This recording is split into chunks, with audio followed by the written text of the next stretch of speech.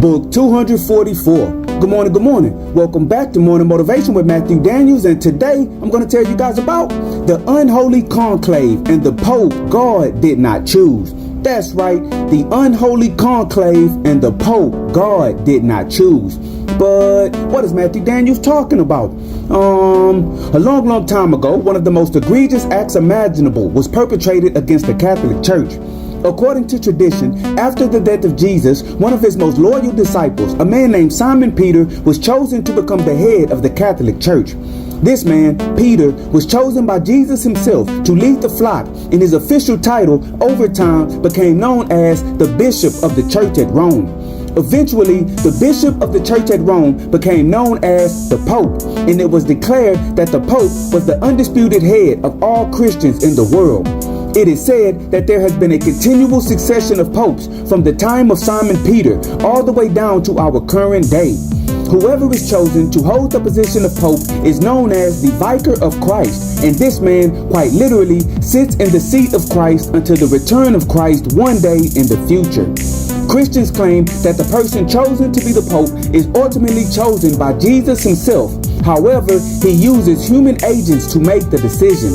Whenever the time comes to choose a new pope, a gathering known as a papal conclave must take place. A papal conclave is a gathering of the College of Cardinals inside of the Apostolic Palace. The cardinals are locked inside of a room until the new pope is chosen. At one point, the seat of authority within the Catholic Church was moved from the Vatican in Rome to a place called Avignon in France, and it was from there that the Pope ruled for many years. Things remained like this until a man named Pope Gregory XI decided that he wanted to occupy the papal throne where Peter had founded it and St. Paul had given it increase. So, against the wishes of the cardinals and the King of France, Pope Gregory XI relocated to Rome. Since his health was poor, he died in Rome not long after this in the church of Santa Maria Maggiore, either on March 28, 1311 or March 27, 1378. When he died, as was tradition, the cardinals met in conclave in the Vatican and sought answers from heaven on who should lead the church next. While they decided, I was told by one of my ancestors no less, that some 30,000 Romans gathered outside of the conclave and demanded that the cardinals choose a Roman as the new pope, or they threatened to kill them all. Some of their number even broke down the locked doors and captured the cardinals as they tried to flee. They then held them hostage inside of the holiest of places. The cardinals, not wanting to die, forsook the will of God and acquiesced to the mob and chose a man called Cardinal de Saint Pierre as the Pope to appease the mob. This man, being about 100 years old, was placed on a white mule by the mob and led up and down the streets of Rome. On the third day, he died from exhaustion and old age, and it was necessary for another conclave to be had. Again, the cardinals gathered in conclave, and again, the mob told them to either choose a Roman or die.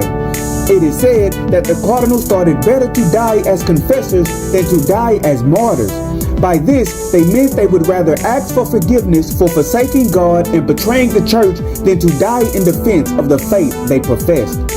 Because of this, a man named Bartolomeo Prignano, the Archbishop of Bari, was chosen to be the Pope, and he ruled under the name of Pope Urban VI. He chose this name because Pope Urban V was loved by the Roman people, and he thought it would lend legitimacy to his illegitimate rule. This man immediately renewed the system of indulgences in which people could pay to be forgiven for their sins, and all of the cardinals who had forsaken God promptly paid to have their sins forgiven. He also went on to become known as one of the worst popes in history. This was because he was chosen by man and not by God. From that point on, the people realized that with the threat of violence, they could usurp the seat of Christ on earth, and I am sure that many popes after this were chosen by man and not by God as well. And so, The morning motivation of today is the unholy conclave and the Pope God did not choose. Even when you have the purest of intentions and you are striving to do the right thing, you must always be aware of the evil that exists in this world. The wicked will never stop trying to dominate and manipulate the good, so the good must be vigilant in the face of adversity. Today, be prepared to stand firm in the face of all opposition and do not fold under the pressures of this world. Instead, hold on to the faith that you had when you started your race and always strive to do that which is good. And remember, you are awesome, you are amazing, you are wonderful, and you are great. And you are going to change the world. I just hope I'm still alive to see it, family. I'm out. Good morning. To order books by the author Matthew Daniels, search Matthew Daniels on Amazon.com or visit www.dandyandbigherm.com.